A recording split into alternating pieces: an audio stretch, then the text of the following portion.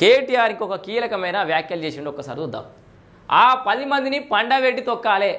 ఏ 10 మందిని? పార్టీ మారిన 10 మంది అట. సన్నాసులు పార్టీ విడిచి వెళ్ళిపోయారు, మనతో ఉండి వెన్నుపోటు పొడిచారు. రేవంత్ ఒక్కసారి రాము, ఇంకోసారి Remo, BRS working president KTR అంటుడు. సో ఇక్కడ ముచ్చట ఏంటంటే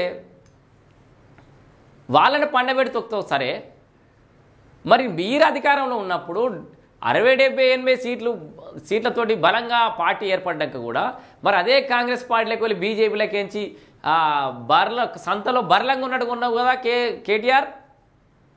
మరి వాళ్ళని ఎవరు పండబెట్టి తొక్కాలి? నువ్వెందుకు తొక్కకపోతే పండబెట్టి నోటికి ఏదొస్తుందేనా? గతం మర్చిపోడేనా? సరే ఇంకోసేపు ఇప్పుడు ఇక్కడ కాంగ్రెస్ విషయం పక్క పెడితే ఆయన రాష్ట్ర ముఖ్యమంత్రి రేవంత్ రెడ్డిని నువ్వు ఏదో రెమో రాము అదంతా నువ్వే రెమో రామోలెక్కి ఎత్తున్నావు. నువ్వు రామువి, రెమోవి. 10 ఏళ్ళలో జరిగింది మొత్తం మర్చిపోయినావా? మొన్న 5 ఏళ్ల కింద జరిగింది మర్చిపోయినావా? కుక్కల్ని ఉన్నట్టు, నక్కల్ని ఉన్నట్టు, ఆవుల్ని బర్రలంగా ఉన్నట్టు, దుడ్డెల్ని ఉన్నట్టు కొంటివి. అప్పుడు కొన్నప్పుడు ఏం యాదికి రాలేదా?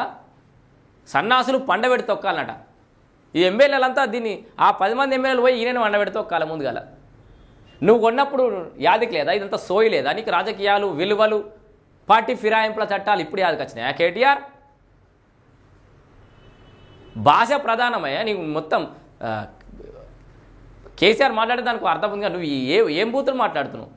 పండబెట్టి తొక్కాల ఎమ్మెల్యేలను, ప్రజాప్రతినిధులను, ప్రజల ఓట్లతో గెలిచిన ఎమ్మెల్యేలను పట్టుకొని నువ్వు పండబెట్టి తొక్కాలంటే నువ్వు ఇంకా యువరాజు, కింగువి తెలంగాణ రాష్ట్రానికి. ఇంకా అదేదో ఇక నాకు బూతులు వస్తున్నాయి కానీ ఇంకా యువరాజులాగా ఫీల్ అయిపోతున్నావా? నువ్వు ఏది చెప్తే అదే శాసనం అనుకుంటున్నావా?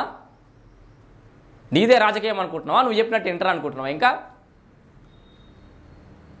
పదుల సంఖ్యలో రాజకీయ పునరేకీకరణ అనే ఒక కొత్త నిర్వచనం చెప్పి బర్లను కొన్నట్టు కొన్నది మీరు.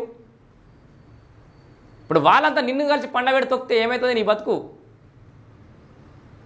మాటలు జాగ్రత్త కేటీఆర్. ఏ ఎమ్మెల్యేని తిట్టినా కూడా జాగ్రత్త. నువ్వు పండబెట్టి తొక్కుతానంటే ఇప్పుడు ఇవాళ ఆ ఎమ్మెల్యేను ఇంకేం ఎమ్మెల్యేలు నిన్ను అంటారు, నిన్ను ఇంకోటి అంటాడు.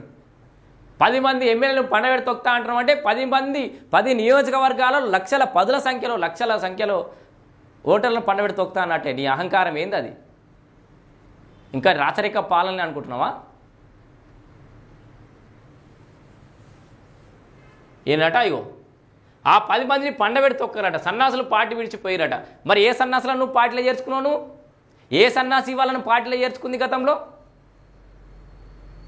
ఏ దద్దమ్మ పార్టీలో చేర్చుకుని మరి అప్పుడు అభద్రత భావం లేదా నీకు? మరి నీకెందుకు భయం ఏంది?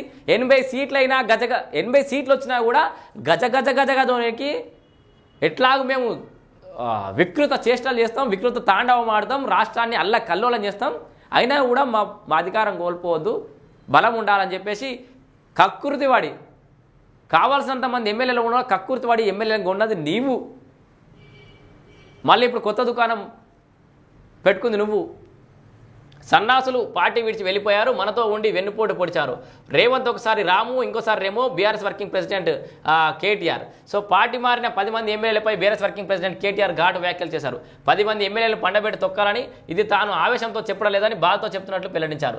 తమతోనే ఉండి వెన్నుపోటు పొడిచారని, ఆ 10 మంది సన్నాసులకు కర్రు కాల్చి వాత పెట్టాలని శ్రేణులు ప్రజలకు పిలుపునిచ్చారు. తెలంగాణ భవన్లో గద్వాల్ నియోజకవర్గం నుంచి కేటీఆర్ సమక్షంలో పలువురు సోమవారం బీఆర్ఎస్లో చేరారు. ఈ సందర్భంగా కేటీఆర్ మాట్లాడుతూ ఉమ్మడి మహబూబ్ నగర్ జిల్లాలో సో ఆయనకు మతిస్థిమితం చెడిపోయింది. అటు చెల్లెనేమో ఆగం చేయబట్టే, బావి ఏదో కుట్రలు పన్నబట్టే వెనక్కి నా బతుకు నేను ఏదో యువరాజుని అయితే అనుకుంటే, ముఖ్యమంత్రి అయితే అనుకుంటే కాలేకపోతే అని చెప్పేసి చిన్న మెదడు చితికింది ఈయనకు, చిన్నరాముకి, యువరాజుకి. సో అందుకే కర్రు వాచి వాత పెట్టాలి. పాపం మొత్తం టోటల్గా అది మైండ్ మొత్తం పోయినట్టుంది. ఈ ఆయన గురించి ఎక్కువ మాట్లాడుకోవడం కూడా అవసరం లేదు.